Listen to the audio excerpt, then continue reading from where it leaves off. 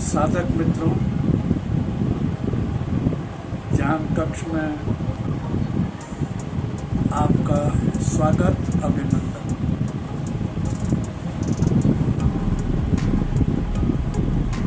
पिछले समय में हमने ध्यान की सरलतम विधि पर प्रयोग किया था। आज उसी ध्यान की सरलतम विधि का आगे कुछ विस्तार में प्रयोग करेंगे। इसे हम ध्यान की सरलतम विधि पार्ट 2 के रूप में उसकी कंटिन्यूटी में इसका प्रयोग करेंगे।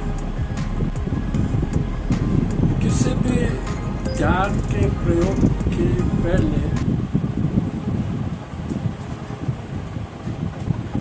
उस प्रयोग को समझना जरूरी होता है। बिना समझे सीधा हम अगर ध्यान करेंगे तो ध्यान नहीं होगा। पहले ध्यान की विधि को क्रमशः समझ लें और उसके बाद हम उसी विधि के अनुसार हम ध्यान का प्रयोग करेंगे।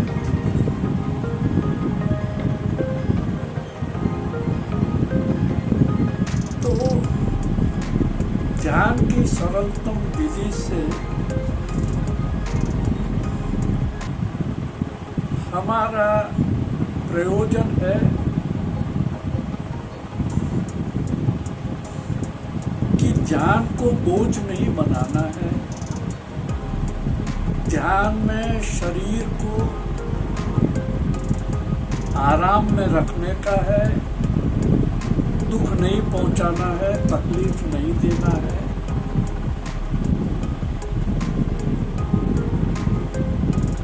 इसमें योग की मुद्राएं और आसन भी जरूरी नहीं है।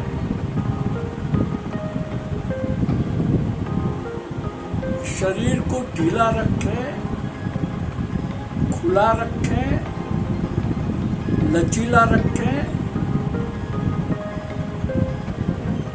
और सरल आरामदायक स्थिति में बैठें या बैठने में आसन में दर्द हो, असुविधा हो तो आराम में शरीर को जिस आसन में आप बैठ सकें और शरीर में तकलीफ न हो, घुटनों में, जंघा में, पिंडियों में, शरीर की कमर में, गर्दन में, रीढ़ की हड्डी में, मस्तिष्क में कहीं भी दर्द न हो, ऐसी सुखपूर्वक आराम की स्थिति में आप बैठ सकते हैं। किसी को बैठने में तकलीफ हो तो खड़े रह सकते हैं। जिन्हें खड़े रखने में तकलीफ हो वो लेटे लेटे कर सकते हैं। जिन्हें तख्ते पर बैठकर आराम लगता हो उस पर बैठकर कर सकते हैं। जिसे कुर्सी पर बैठकर आराम लगता हो उसमें बैठकर कर सकते हैं। जैसे शरीर में जब तक ध्यान चले तब तक शरीर में दर्द न हो और आराम पूर्वक स्थिति में शरीर जैसी रहे, उस स्थिति को, उस मुद्रा को, उस आसन को आप अपने अपने शरीर की अनुकूलता के अनुसार कर सकते हैं। आंखें बंद रखने में किसी को असुविधा नहीं होती है, आंखें जरूर बंद रखें, लेकिन आंखों पर दबाव न रखें। हल्के से धीमे से आंखें बंद कर दें। जब तक ध्यान चले आंखें बंद रहेगी। कमर को सीधी रखें। खड़े रहेंगे तो भी कमर सीधी रहे, गर्दन सीधी रहे। लेटें तो भी कमर सीधी रहे, गर्दन सीधी रहे। बैठें तो भी कमर सीधी रहे, गर्दन सीधी रहे। गर्दन और रीढ़ की हड्डी सीधी रखना है, गर्दन सीधी रखनी है, आंखें बंद रखनी है। बैठे बैठे करते हैं, उन्हें गर्म आसन रखना है, गर्म आसन पर बैठना है। कुर्सी पर बैठे तो भी गर्म आसन रखें, खड़े रहें तो पैरों के नीचे गर्म आसन रखें। एक बार सुविधा पूर्वक आराम की स्थिति हो, उसमें अपने अपने शरीर की अनुकूलता के अनुसार आरामदायक जो भी स्थिति हो, उसमें आप उस स्थिति में आप स्थिर रहें। एक बार देख लें, उसके बाद फिर हिलना डुलना नहीं है, इधर उधर नहीं होना है। जब तक ध्यान चलेगा तब तक संकल्प रहेगा। संकल्प क्या रहेगा? संकल्प ये रहेगा कि मैं सजग रहूंगा, होशपूर्वक रहूंगा, एकाग्र रहूंगा और निद्रा, तंद्रा और मूर्छा को हावी नहीं होने दूंगा।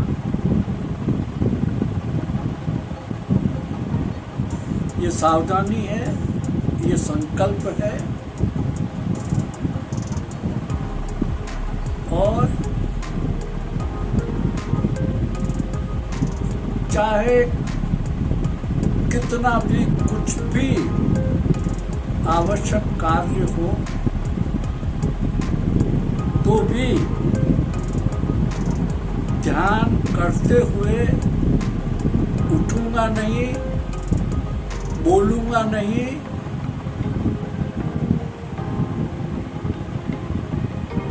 सुनने में और देखने में अपनी शक्ति को जाया नहीं करूंगा।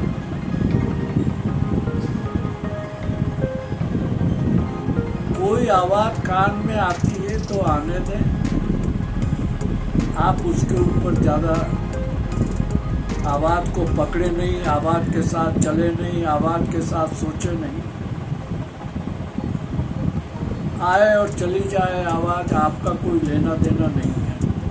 कोई चिल्लाए, कोई रोए, कोई भौंके, कोई हॉर्न बजाए, कोई संगीत बजे, कोई चिड़िया चहचहाए, कुछ भी आवाज हो, किसी भी तरह की आवाज हो, लाउड स्पीकर बजे, गाने बजे, भजन बजे, संसार है सब होगा, व्यवहार है सब होगा। बच्चे चिल्लाए, थाली गिरे, परिवार में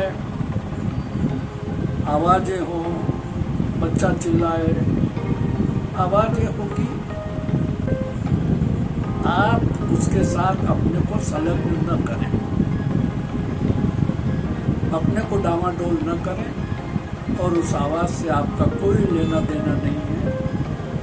आवाज़ें होगी, आप उसके नियंता नहीं हैं, आपके नियंत्रण में नहीं है। उन्हें पता नहीं है कि आप ध्यान कर रहे हो इसलिए हम आवाज़ करें या न करें।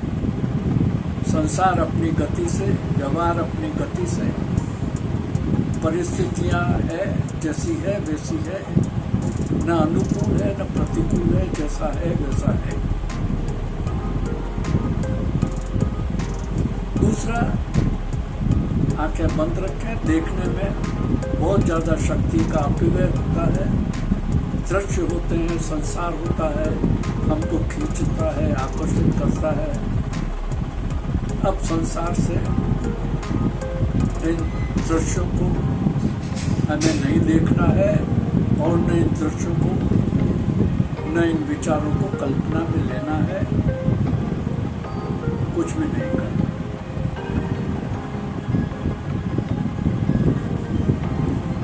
अब इन 24 घंटों में आपके लिए जो समय अनुकूल उसको चुनें।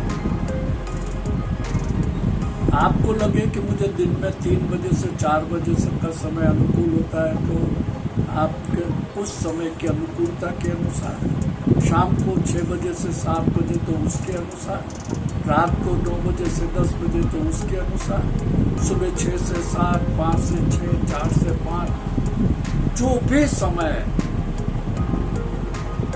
आपको सुगमता से, बिना कोई बाधा हुए, जो अनुकूल पड़े उस समय में आप ध्यान कर सकते हैं।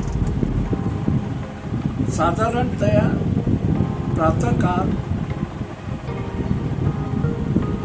सर्वश्रेष्ठ समय है और रात्रि को सोते वक्त का समय। दो तो ध्यान के लिए बहुत ही अनुकूल समय है। अब ये आपके ऊपर है कि आपके ऊपर कौन सा समय आपकी अनुकूलता के अनुसार है, वो आप चुनें। ध्यान में एक बात हो,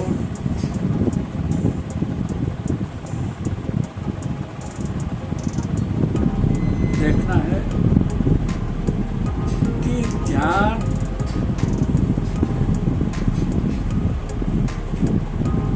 लगातार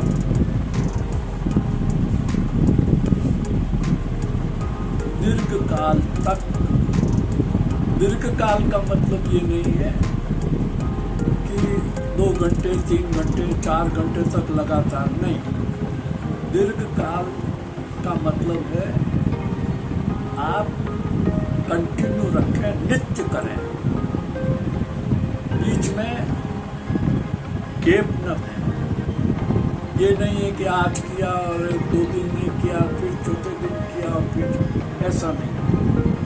5 मिनट करें, 10 मिनट करें, 15 मिनट करें, जरूरी नहीं है 1 घंटा करें। आप धीरे धीरे समय बढ़ा सकते हैं। 5 मिनट, दूसरे दिन 7 मिनट, तीसरे दिन 10 मिनट, धीरे धीरे समय बढ़ा सकते हैं। समय बोझ न बने और लगातार करें। लगातार का मतलब नित्य करें। इसको आप आवश्यक समझकर करें, प्रायोरिटी समझकर करें कि कुछ भी हो जाए, मुझे 5 मिनट, 7 मिनट, 10 मिनट, 15 मिनट ध्यान करना ही करना है। दूसरा, जिस कक्ष में करें, जिस स्थान में करें, उसी स्थान पर आप उसको, बाहर जाए या कोई और कारण हो तो बात अलग है, बाकी नित्य तक जब आप अपने घर में ध्यान करते हैं, अपने कक्ष में करते हैं, तो एक कक्ष चुन ले, पूर्वाभिमुख या उत्तराभिमुख, और शाम का ध्यान पश्चिम की तरफ मुँह करके करना है, और सुबह का ध्यान पूर्व की ओर मुँह करके करना है, और एक ही स्थान पर करना है। एक ही स्थान का मतलब कक्ष तो है, लेकिन कक्ष में भी एक स्थान जहाँ आप बैठ कर करें, खड़े होकर करें, कुर्सी पे करें, तख्ते पे बैठ के करें, चौकी पे बैठ के करें, पर उसी जगह करें, स्थान और आसन न बदलें। ये लगातार करना है। इसके अलावा आपको ध्यान करते वक्त ये सोचना है कि अब समय की बाधा नहीं है, आपके हाथ में घड़ी नहीं, आपकी दीवार पर घड़ी नहीं, आपके कक्ष में अंधेरा है, कक्ष बंद है, कोई हलचल नहीं है, कोई आने जाने वाला नहीं है, कोई बुलाने वाला नहीं है, कोई काम नहीं है, बिल्कुल खाली समय है। इसमें आपको अब कुछ नहीं करना है, बस केवल ध्यान ध्यान और ध्यान। तो समय शुरू करते वक्त जरूर देख लें कि कितनी बची है, कि सुबह 6 बजी है, 6:05 हुए, 10 मिनट हुए, देख लें और फिर ध्यान में बैठ जाए। उसके बाद समय नहीं देखना है और समय नहीं गिनना है, समय को बोझ नहीं बनाना है कि इतना टाइम हो गया। आपको समय का धीरे धीरे जब आपके उसमें एक तरह से आ जाएगा तो आपको समय का पता ही नहीं लगेगा कि कितना समय हुआ। समय बचेगा ही नहीं, समय रहेगा ही नहीं। आप ही नहीं रहोगे तो समय क्या रहेगा। तो इन चीज़ों का आप ध्यान रखें। मुख्य बातें जो मैंने आपको बताई हैं, उसके अलावा अब आपके पास ध्यान के साधन क्या हैं?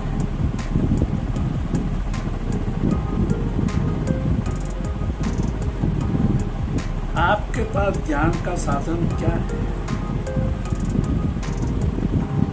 एक तो आपका शरीर है, एक आपका श्वास है, प्राण है, और एक आपका चित्त है, मन है। ये 3 चीजें जहाँ भी रहेंगे, जैसे भी रहेंगे, कहीं भी रहेंगे, ये 3 आपके साथ रहेंगे। इसलिए ध्यान में भी ये 3 ही चीजें हैं। एक तो ये पंचभूत, ये शरीर है, एक आपका प्राण है, श्वास है, और एक आपका मन है, चित्त है।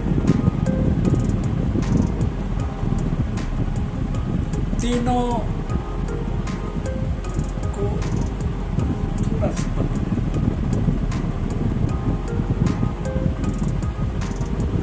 शरीर स्थूल है, शरीर मरण धर्मा है, शरीर कुछ नहीं करता है।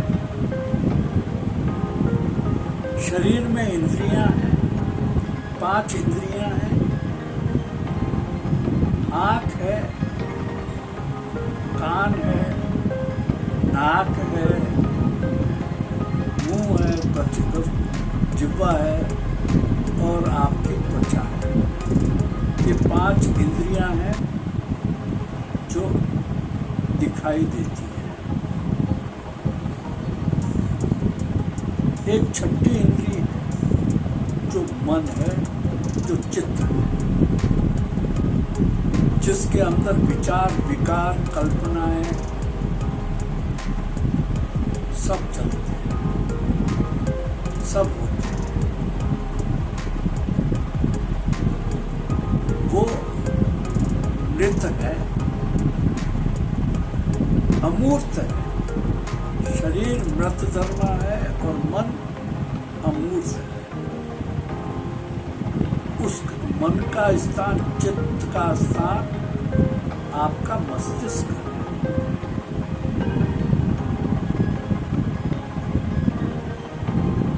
अब इस शरीर के अंदर 5 इंद्रियां हैं, उसके अपने अपने काम हैं। ये मन से संचालित होती है। मन इसका नियंत्रक है। मन के बगैर ये कुछ नहीं कर सकती है।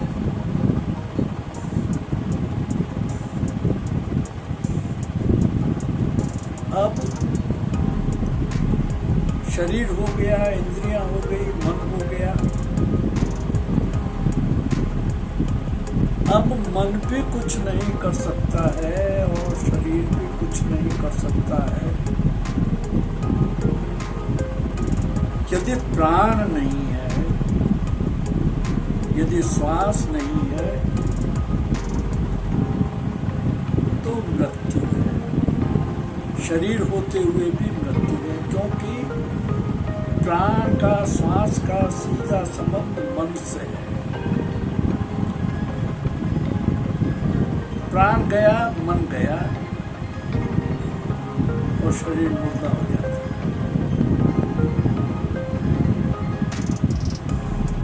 तो ध्यान में हमें इन तीनों का संतुलन करना है, बैलेंस।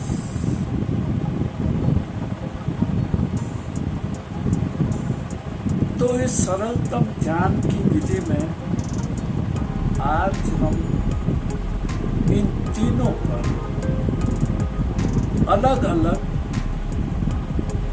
छोटे छोटे डिमोन्स्ट्रेशन की तरीके से कुछ प्रयोग करेंगे। इनसे बाहर क्या होता है और भीतर क्या होता है, इसको जानेंगे। इससे भीतर क्या घटना घटती है और बाहर की घटनाएं कहाँ विलुप्त हो जाती हैं, बाहर कहाँ छूट जाता है और भीतर कहाँ प्रवेश हो जाता है, उसका अनुभव लेंगे।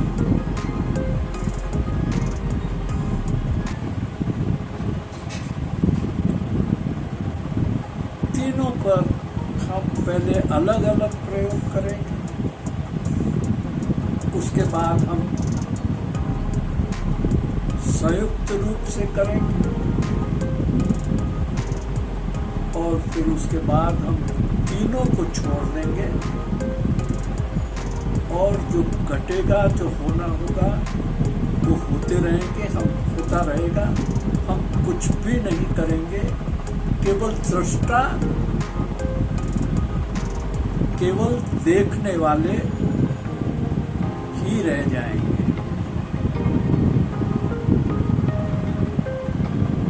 बाकी सब शून्य हो जाएगा और केवल चेतना ही चेतना रह जाएगी।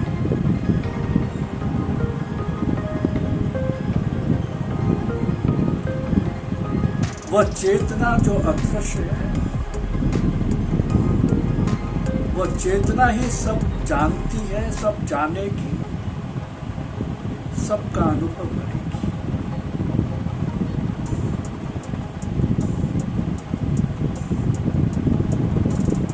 जागृति का, निद्रा का, स्वप्न का, सुषुप्ति का, तुर्यावस्था का, सब अवस्थाओं को जानने वाली चेतना है। ये सब अवस्थाएं बदलती हैं, सारी वृत्तियां परिवर्तित होती हैं, बदलती हैं।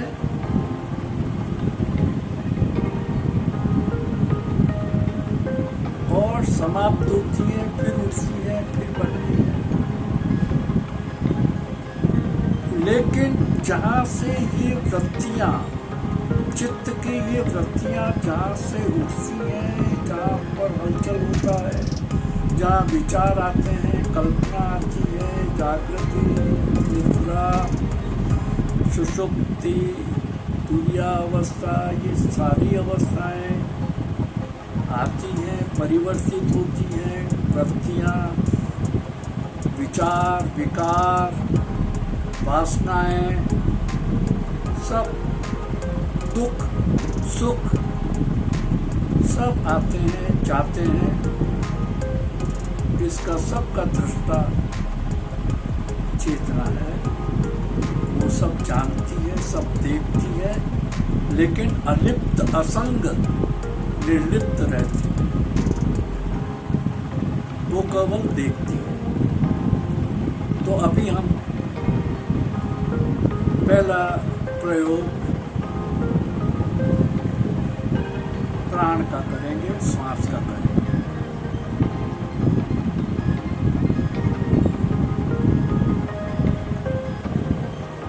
अब उसके लिए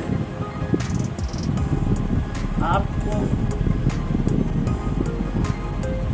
सब कुछ भूल जाना है।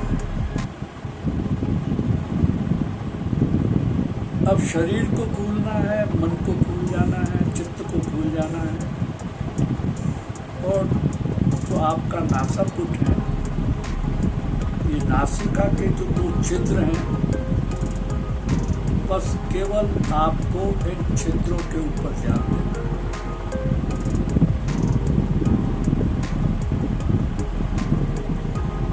इन छिद्रों पर की निगरानी करनी है। इन छिद्रों पर चौकीदार की तरह, सेवादार की तरह आपको खड़े रहना है।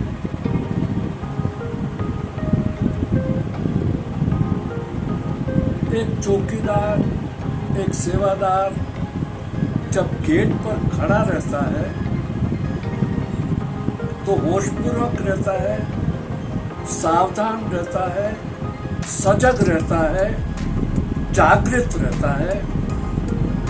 बस यही आपको ध्यान रखना है कि मैं सेवादार हूँ, सेवक हूँ, चौकीदार हूँ, सजग हूँ, जागृत हूँ, सावधान हूँ, होशियार हूँ और निगरानी कर। अब इन नासापुटों से जब श्वास इन छिद्रों से भीतर जाता है तो वो श्वास अंदर छिद्रों में जब प्रवेश करता है तो एक घर्षण होता है। वो उष्णता के साथ भीतर जाता है और फिर बाहर आता है।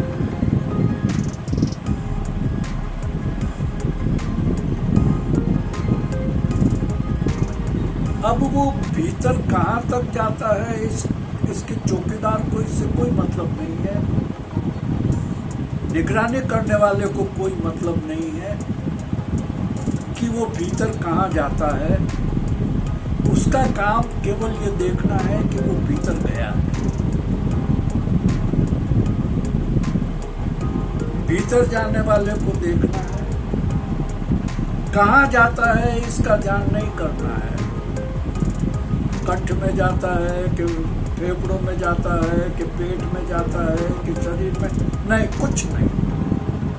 आपको इधर उधर निगाह नहीं दौड़ानी है, केवल छिद्र पर, केवल द्वार पर, केवल श्वास भीतर गई, घर्षण, उष्णता और सांस बाहर आई।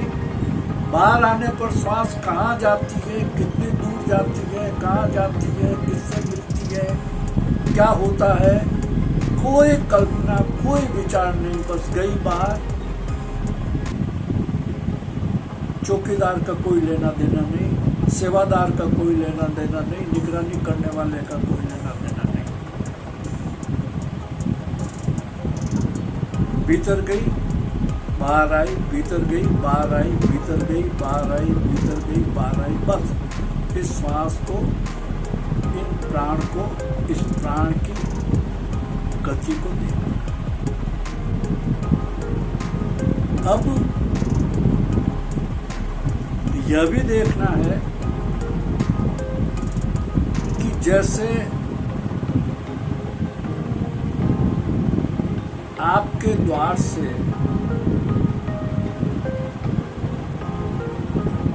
10 लोग भीतर जा रहे हैं,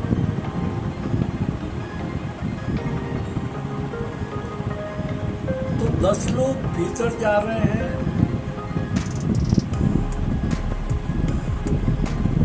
तो वो 10 लोग जल्दी जल्दी जा रहे हैं या धीरे धीरे जा रहे हैं। 10 लोग होंगे तो जल्दी प्रवेश करते हैं, और अगर 100 लोगों की लाइन होगी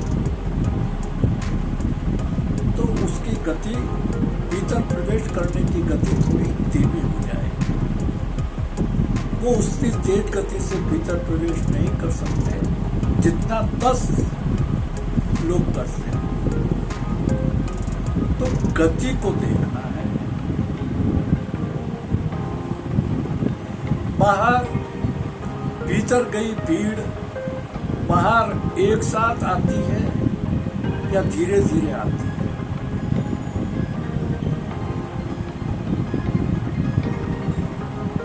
भीतर की भीड़ एक साथ आएगी तो एक्सीडेंट होगा, कोलाहल मचेगा और सब उबड़ खाबड़ हो जाएगा।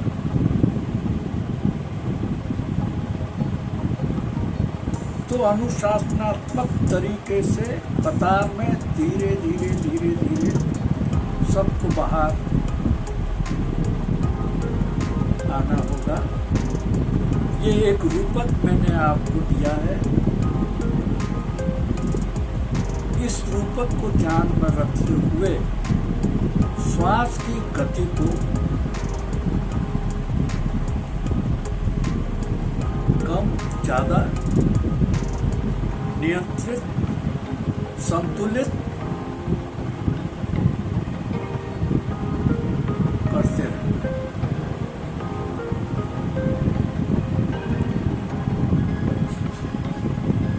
धीरे धीरे लेना है और धीरे धीरे छोड़ना।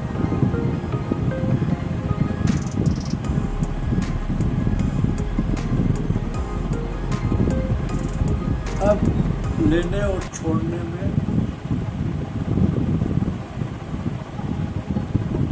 क्रिया जरूर करनी है। इसको शुरू करने के लिए क्रिया का प्रयोग है, बाकी श्वास के लिए कोई क्रिया नहीं है। श्वास आता है जाता है, कोई क्रिया नहीं करते रहने की, छोड़ने की। ऐसे लो, ऐसे छोड़ो, ऐसे करो, वैसे करो, तो तनाव पैदा होता है।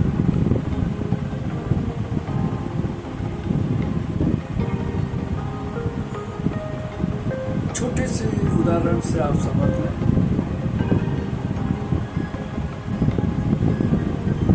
एक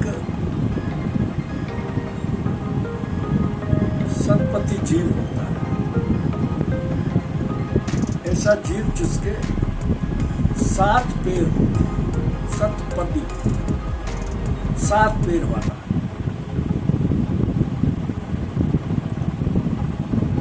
उसको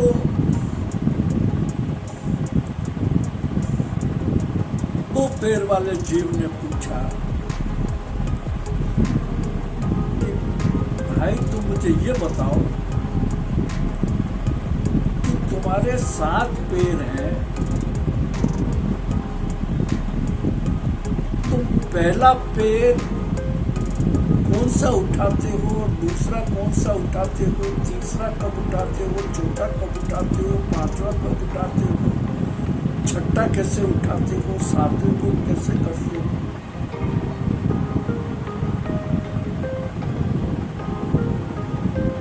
वो तो पागल हो गया, सतपति पागल हो गया। उसने कहा ऐसा तो मैंने कभी ध्यान ही नहीं दिया। यदि वो इस सावधानी से कि पहला उठाऊं, दूसरा नहीं उठाऊं, तीसरा कब उठाऊं, चौथा, तो वो न उठा सकेगा और न वो चल सकेगा। वो तो डावाडोल हो जाएगा।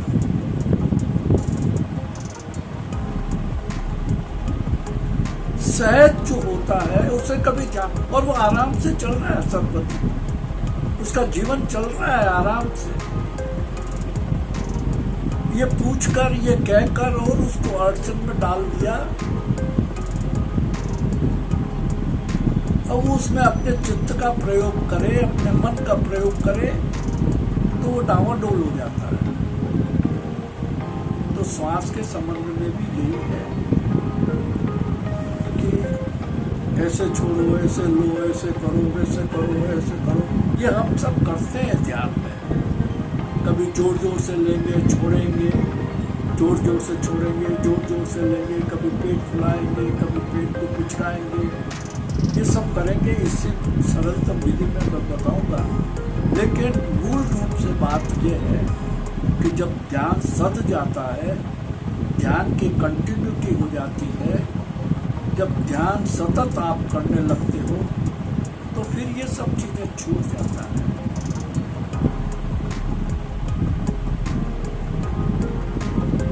अनापान, आना जाना, बस आने जाने को देखना। श्वास के आने जाने को निगरानी करनी है, चौकीदार की तरह से चित्रों पर खड़े रहना है। अपने चित्त को, अपने ध्यान को, अपने होश को, अपनी जागृति को सजग होकर अनुशासनात्मक तरीके से आती जाती श्वास का अनुभव करना। जैसा मैंने कहा कि डेमोन्स्ट्रेशन में हम क्रिया करेंगे तो हम अपने को संलग्न कर देंगे, इस प्राणों के साथ अपने को संलग्न कर देंगे। सारे मन को, सारे चित्त को केवल इन दो क्षेत्रों पर केंद्रित कर देंगे और श्वास के साथ केंद्रित कर देंगे। बस श्वास भीतर जा रही है, धीरे धीरे श्वास भीतर जाती है और धीरे धीरे श्वास बाहर आती है। धीरे धीरे श्वास भीतर जाती है, धीरे धीरे श्वास बाहर आती है। नासापुटों में, छिद्रों में जब श्वास भीतर जाती है तो नासापुटों के भीतरी दीवार पर घर्षण होता है, कुछ उष्णता होती है, वो भीतर गई और फिर जब बाहर आती है तो फिर वो बाहर आई। बस भीतर गई, बाहर आई, भीतर गई, बाहर आई, भीतर गई, बाहर आई।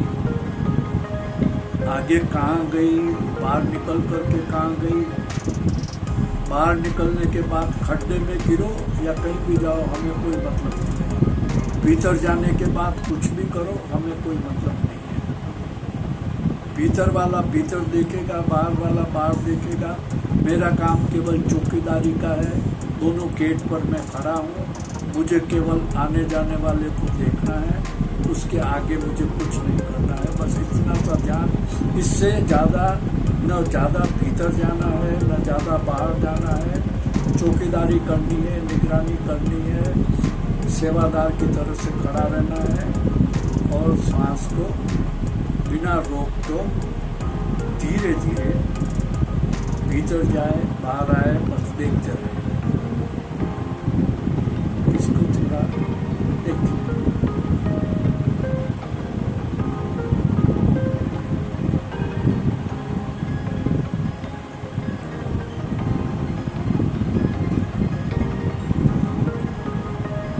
श्वास को स्वचालित करने के लिए थोड़ा सा मेक रेडी करें। 1-2 बार श्वास को भीतर खींचे, बाहर फेंकें और फिर उसके बाद छोड़ दें। फिर धीरे धीरे श्वास को जाने दें, आने दें। देखें थोड़ा, बस।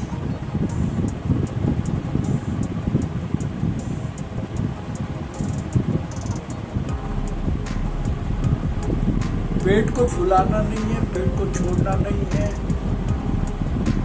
दोनों छिद्रों से आगे आपका कोई काम नहीं है।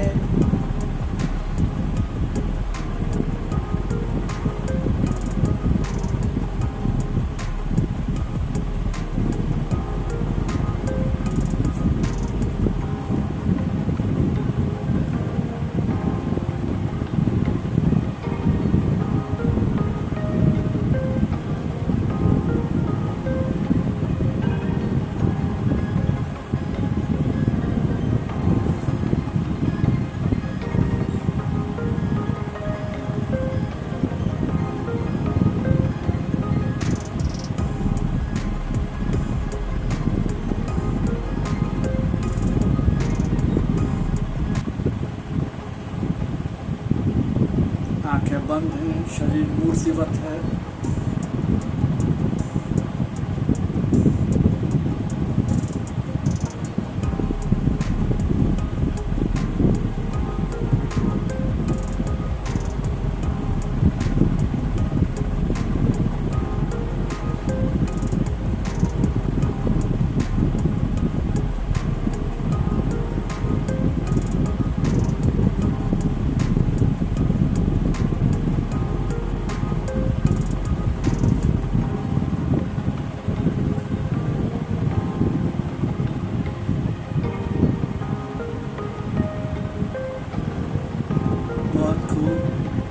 बहुत अच्छा, सावधान।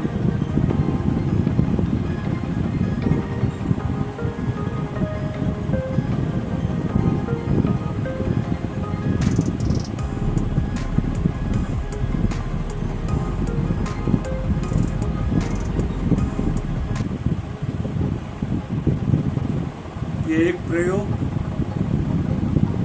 इसे लंबे समय तक कर सकते हैं, डिमोन्स्ट्रेशन के लिए बताया है। अब दूसरा प्रयोग,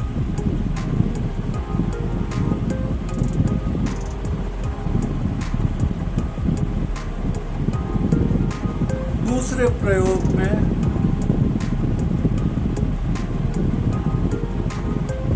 श्वास को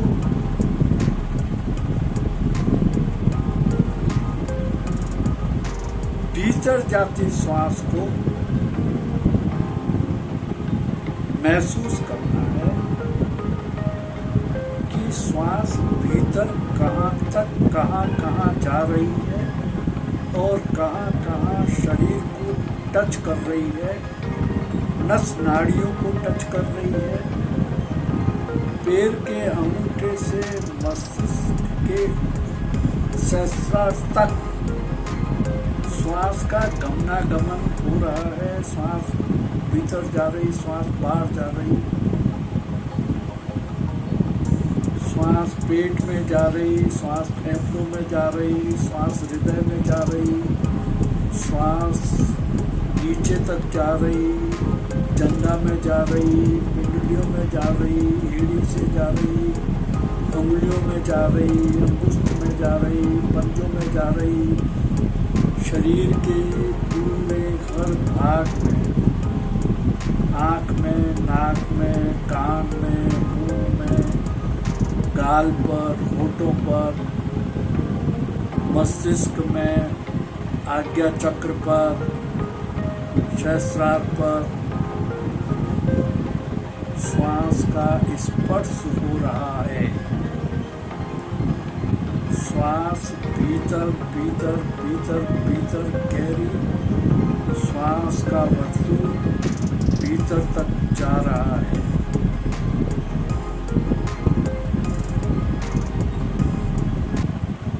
अब चौकीदार नहीं है, निगरानी करने वाला नहीं है, बस उसका काम था सांस को भीतर पहुंचा दिया और सांस बाहर आ रही है। तो सांस अब भीतर कहाँ जा रही है अब कौन देखेगा?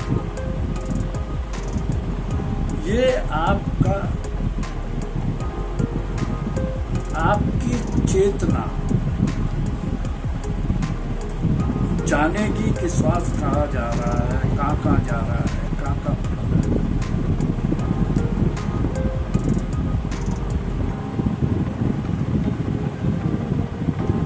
ये चेतना का अनुभव है। आंखें तो बंद है, आंखें तो बाहर देखती हैं, भीतर तो देख नहीं सकती। तो भीतर एहसास किसको होता है, ख्याल किसको आ रहा है कि श्वास पेट में गई, पेट फूला, पेट पिचका, पेट फूला, पेट पिचका, ऐसे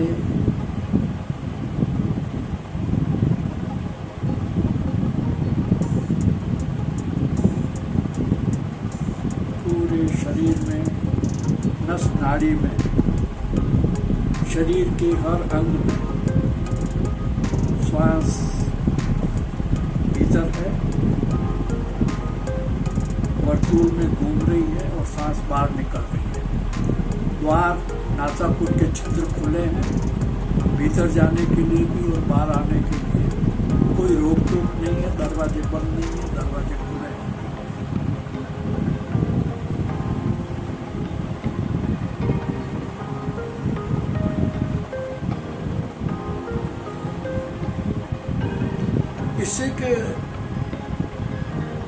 इसी को थोड़ा एक रूपक में भी हम समझ सकते हैं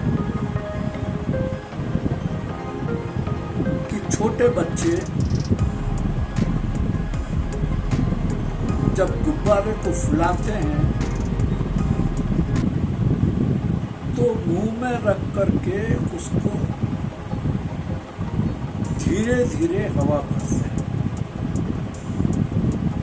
जो वो हवा भरते हैं गुब्बारा फूलता है।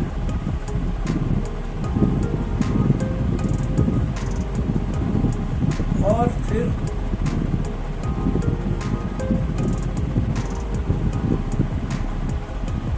जब उसको मुंह से निकाल के दोनों हाथों की उंगलियों को हटाते हैं तो जो भीतर की भरी हुई गुब्बारे की हवा है धीरे धीरे ऐसे करते करते बाहर निकलती है। गुब्बारा खाली होता है, फिर गुब्बारा श्वास से हवा से भरता है, फिर खाली। बस इसी स्थिति का, इसी रूपक के अनुसार श्वास को भरो और श्वास को खाली, श्वास को भरो और श्वास को खाली, श्वास को भरो और श्वास को खाली। इस गुब्बारे की स्थिति, तुम्हारा शरीर एक गुब्बारा है। इस गुब्बारे में श्वास का, हवा का भर जाना कैसे जानोगे कि श्वास से गुब्बारा फूल गया है? तो जब तुम्हारा पेट फूलेगा तो समझो तुम्हारा गुब्बारा फूल गया।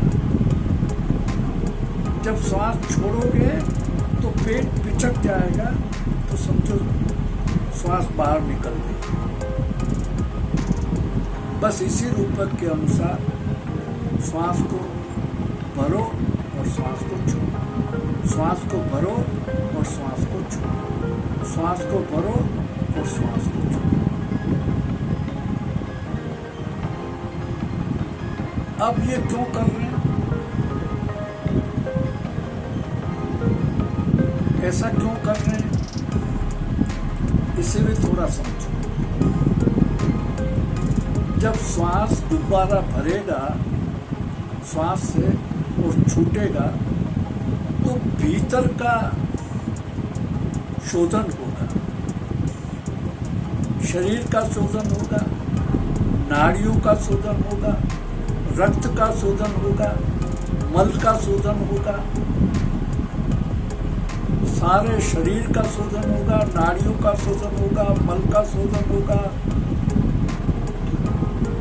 खून का शोधन होगा, फेफड़ों का शोधन होगा, पूरे शरीर का शुद्धिकरण होगा। सारा मेल, सारा कचरा, सारा विकार, सारे विचार सब बाहर निकल जाएंगे।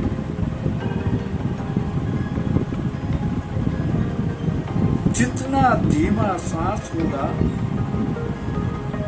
जितना सहज गति से बहुत धीमा श्वास होगा, जितना धीमा श्वास होगा उतना ही मन तिरोहित होता चला जाएगा, मन अमन होता चला जाएगा, विचार समाप्त होते चले जाएंगे, विकार समाप्त होते चले जाएंगे, कल्पनाएं समाप्त होती चली जाएगी।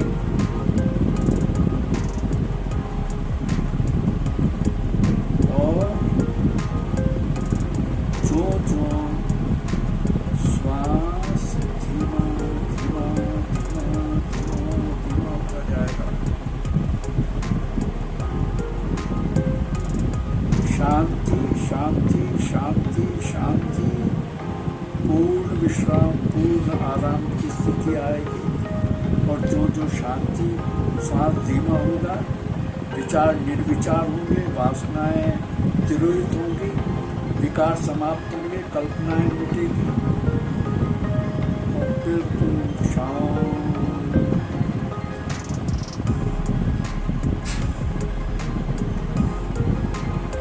इसे भी एक रूपक की तरह से समझ लें। जितने तेज गति से श्वास होगा, तेज गति का श्वास कब होता है? जब आपको क्रोध आता है, जब आपकी काम वासना जागृत होती है, जब आपका लोभ बढ़ता है, जब आपका लालच बढ़ता है, जब आपकी वासनाएं बढ़ती हैं, जब आपका तनाव बढ़ता है, जब आपका क्रोध बढ़ता है, तो सांस की गति बदल जाती है, सांस तेज हो जाता है। और तेज श्वास से, क्रोध से शांति पैदा होती है, तनाव पैदा होता है, दबाव पैदा होता है और विकृत अवस्था हो जाती है।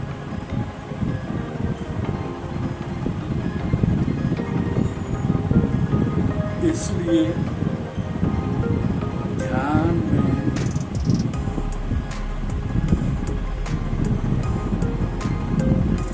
मन के पार चला जाता है।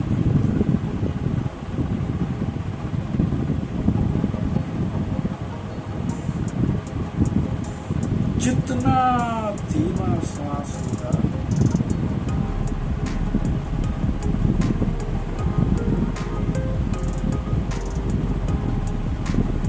उतना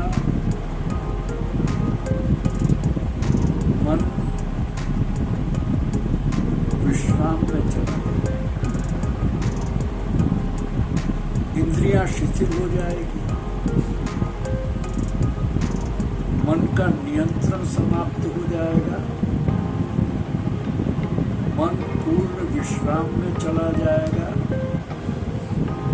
विराम में चला जाएगा। मन की भागदौड़, मन की चंचलता, विक्षिप्तता, विचार, अथाह विचार, विकार, वासनाएं सब तिरोहित होकर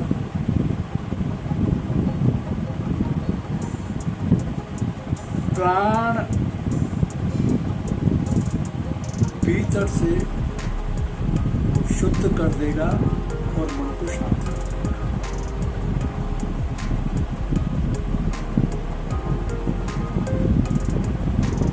हम केवल समझ रहे हैं,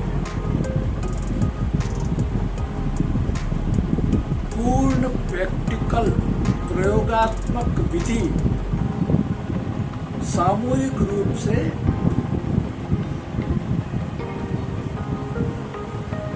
शिविर में प्रयोग करके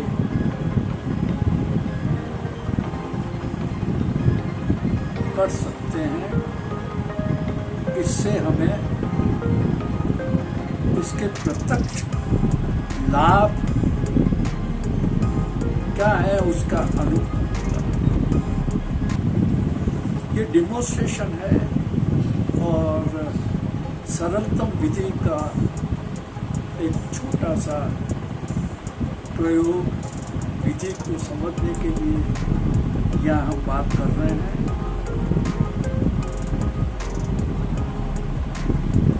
इसमें आप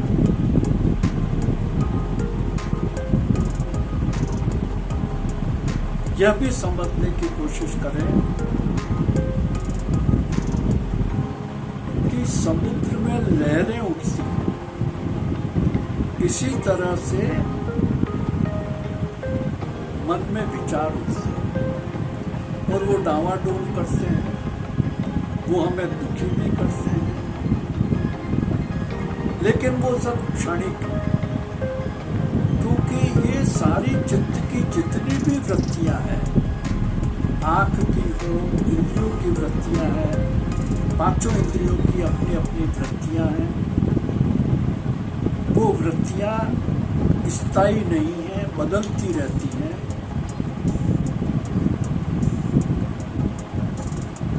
अब चित्त वृत्तियों का निरोध ही ध्यान है, तो चित्त की वृत्तियों का निरोध, चित्त की वृत्तियों को रोकें कैसे? इसके कोई उपाय नहीं है सिवाय प्राणों की गति को संतुलित करना, गतिमान करना, श्वास को गहरा करना, श्वास से शरीर शुद्धि, श्वास से स्नायु तंत्रों की, नाड़ियों की शुद्धि, मल की शुद्धि, विचारों की शुद्धि करते जाओ।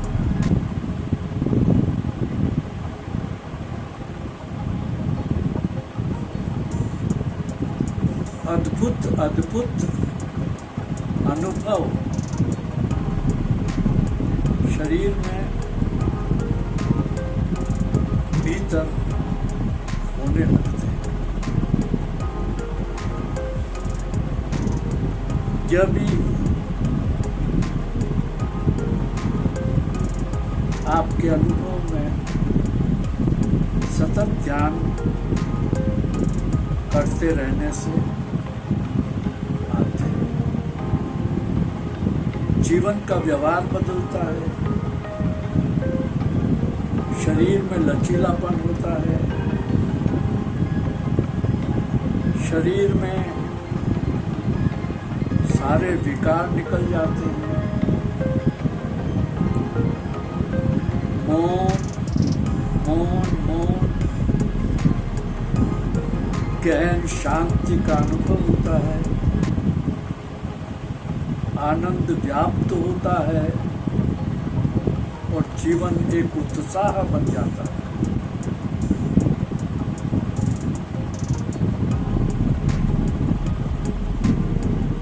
आगे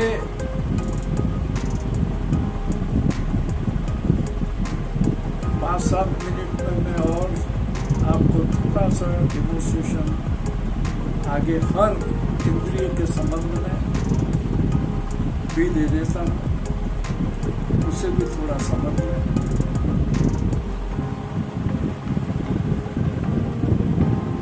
अब हमारे पास ये पांच इंद्रियां हैं, आंखें हैं, कान है, नाक है, मुंह है और त्वचा है। अब एक एक इंद्रिय पर सारे सबको भूलते हुए एक एक इंद्रिय पर ध्यान को केंद्रित करना। जैसे अब आंख पर ध्यान है तो आंख की पलकें बंद हैं और आंख के अंदर जो हमारी आंख की पुतलियां हैं, बस केवल आंख की आपकी पुतलियों पर ध्यान देना है। सारा ध्यान, सारा मन, सारा प्राण, सारा श्वास पूरा आंख की पुतलियों पर केंद्रित कर देना है। बस उसके अलावा किसी इंद्रिय पर ध्यान नहीं है, शरीर पर ध्यान नहीं, मन पर ध्यान नहीं, और किसी कान पर ध्यान नहीं, त्वचा पर ध्यान नहीं, शरीर पर ध्यान नहीं, मुख पर ध्यान नहीं, नासापुटों पर ध्यान नहीं, कहीं भी ध्यान नहीं। केवल अपलक पुतलियों को हिलने डुलने नहीं देना है और केवल पुतलियों पर ध्यान केंद्रित कर देना। 1 सेकेंड, 2 सेकेंड, 5 सेकेंड, 10 सेकेंड, चाहे आंखों से गर्म पानी गिरने लगे, आंखों में जलन हो, कोमलता से आंखें बंद हैं और पूरा ध्यान आंखों पर है। अब देखने के लिए कुछ भी नहीं है, न भीतर देखना है न बाहर देखना है। भीतर अंधकार है, भीतर प्रकाश भी है, भीतर शून्यता भी है, भीतर आकाश भी है, भीतर बादल भी है, भीतर तारों वाला आकाश भी है और बादलों वाला आकाश भी है, और भीतर बिना तारों का आकाश भी है। शून्यता है, रिक्तता है, अंधेरा भी है और प्रकाश भी है। सब भीतर सब है, बाहर कुछ भी नहीं। पुतलियों पर ध्यान केंद्रित। अब इस इंद्रिय पर आप लंबे समय तक भी प्रयोग कर सकते हैं, छोटे समय तक भी कर सकते हैं। मैंने आपको डिमोन्स्ट्रेशन किया। अब दूसरा ध्यान हमारा सब तरफ से ध्यान हटाकर केवल कानों पर ध्यान। ये कानों के जो गोलक है ना, ये क्षेत्र है कानों के, जिससे बाहर की आवाजें सुनाई देती है। बस उनके ऊपर, केवल उन्हीं गोलकों पर, उन्हीं चित्रों पर, कान के चित्रों पर ध्यान। सारा ध्यान कान के चित्रों पर। आवाज पर ध्यान नहीं देना है, आवाज को बिल्कुल ध्यान में नहीं लेना है। आवाज आ रही है, जा रही है, कोई मतलब नहीं है। केवल क्षेत्रों की तरफ, गोलक की तरफ ध्यान।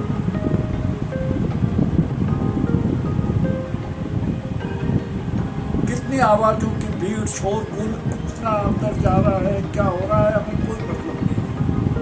केवल क्षेत्रों पर।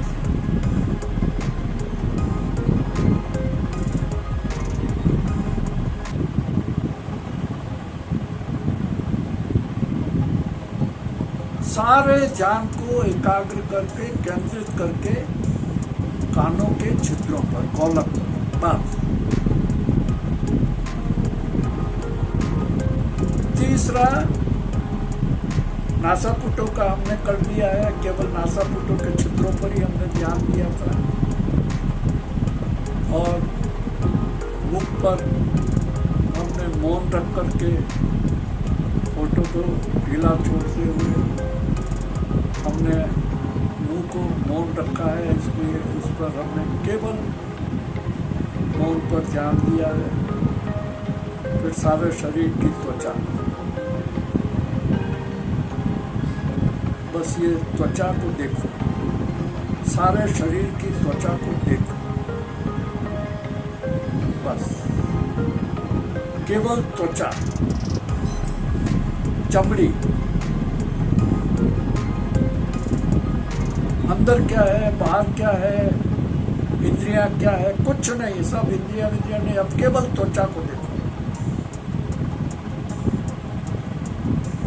इस हड्डी के ढांचे पर त्वचा है, बस उस त्वचा को देखो और कुछ नहीं। नख से सिर तक त्वचा ही त्वचा, खोपड़ी तक।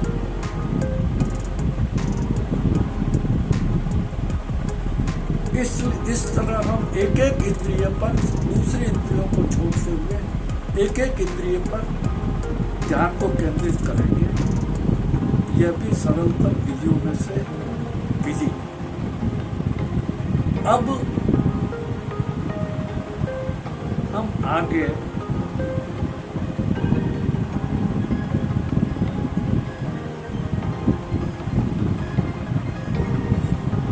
आज्ञा चक्र पर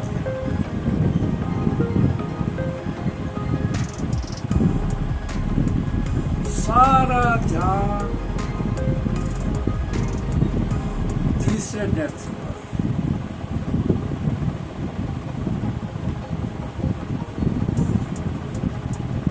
नासिका के क्षेत्र से जो श्वास जा रहा है वो श्वास अब नीचे नहीं जा रहा,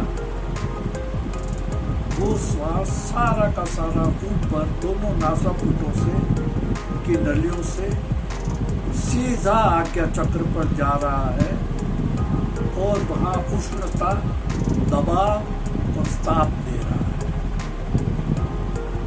आज्ञा चक्र को सक्रिय करने के लिए थर्ड आई को, आज्ञा चक्र को, चक्षु को खोलने के लिए इसके अलावा दूसरी कोई विधि नहीं है। श्वास को ऊपर चढ़ाकर आज्ञा चक्र तक, आज्ञा चक्र में केंद्रित करते जाना, आज्ञा चक्र को खोल देना।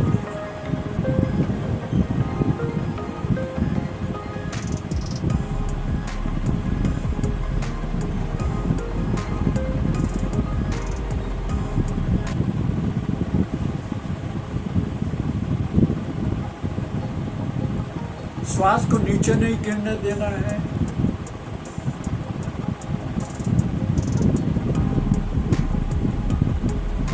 मुंह से, गर्दन से नीचे श्वास नहीं जाएगा, इंद्रियों पर श्वास नहीं, नासापुटों के छिद्रों से सीधा श्वास आज्ञा चक्र।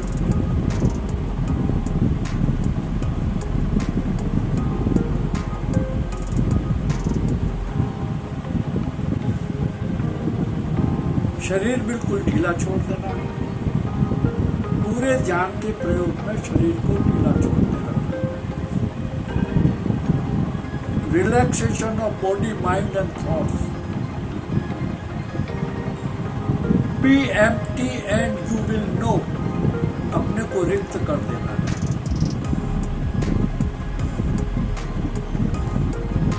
आगे ध्यान के बहुत से प्रयोग हैं, हम आगे की वीडियो में करेंगे, लेकिन धीरे धीरे श्वास की गति को जितना कम सहज करते जाएंगे, एक अवस्था आती है कि कुंभक होने लगता है, यानी आती और जाती श्वास के बीच के अंतराल में श्वास रुकती है कुछ सेकंड्स के लिए। उसे कुंभक कहते हैं। जो जो ये कुंभक की अवधि बढ़ती जाएगी, आयु निरोगी, स्वस्थ और दीर्घ होती जाएगी। जितने कम श्वास लेंगे उतनी आयु लंबी होगी, निरोगी होगी, स्वस्थ होगे, तनाव रहित होगे, सहज होगे, सरल होगे, सहज होगे, जागृत हो जाओगे, होश में रहोगे, निद्रा, मूर्छा, तमला सब टूट जाएगी।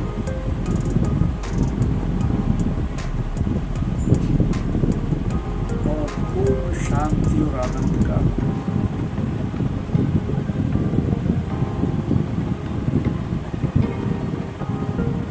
अब जो हमने 3-4 सरलतम विधियां अलग अलग उनको हम पूरे एक को पूरी विधि के अनुसार भी कर सकते हैं।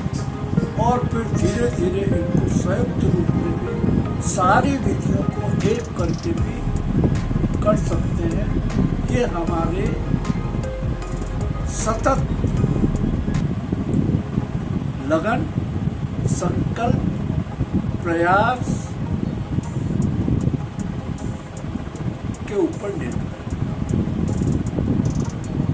आने वाले समय में अवसर मिला तो हम इन्हें एक एक पर हम विस्तार से ध्यान के प्रयोग भी कर सकते हैं और करेंगे। समग्र रूप से सब विधियों को एक साथ भी करके उसके अनुभव को भी लेंगे और अलग अलग हर इंद्रियों को सजग करेंगे, अलग अलग इंद्रियों को सजग करेंगे और उसकी शक्ति को बढ़ाएंगे।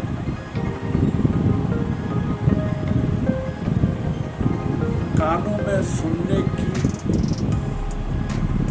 मधुरता, बोलने में वाणी की मिठास, आँखों में निर्मलता, कोमलता, हृदय में करुणा, प्रेम, दया, कोकिल कंठा, फेफड़ों को छलनी, पारदर्शी, खून की तरलता, शरीर में गतिमान, ये सब अनुभव, शरीर का दर्द, शरीर की पीड़ा, मन का दुख, सब तिरोहित हो जाना, ये सब अनुभव में आएगा, जीवन में आएगा। अलग अलग भी हम इस पर प्रयोग आगे आने वाले समय में हम डिमोन्स्ट्रेशन के तौर पर भी करेंगे और अवसर मिला तो आपकी अगर आवाज़ होगी तो शिविर के माध्यम से भी हम इन प्रयोगों को कर सकेंगे। आज तो बस इतना ही विराम देंगे और आपसे निवेदन है कि यदि ये सरलतम विधि आपको ठीक लगी हो तो आप सब्सक्राइब करें। अपनी जो भी आपकी कठिनाई हो उसको आप भेज सकते हैं, समझ सकते हैं। धन्यवाद, धन्यवाद, आभार, आभार। बहुत अच्छा, बहुत अच्छा। धीरे धीरे धीरे धीरे आगे खोल सकते हैं, सहज हो सकते हैं। एकदम उठना नहीं है, भागना नहीं है। धीरे धीरे शरीर को शरीर को अकड़न चक्रण को निकालते हुए करते हुए आपको सबका आभार माने, सबको प्रणाम करें। मेरा भी सबको प्रणाम, सबको आभार। धन्यवाद, धन्यवाद।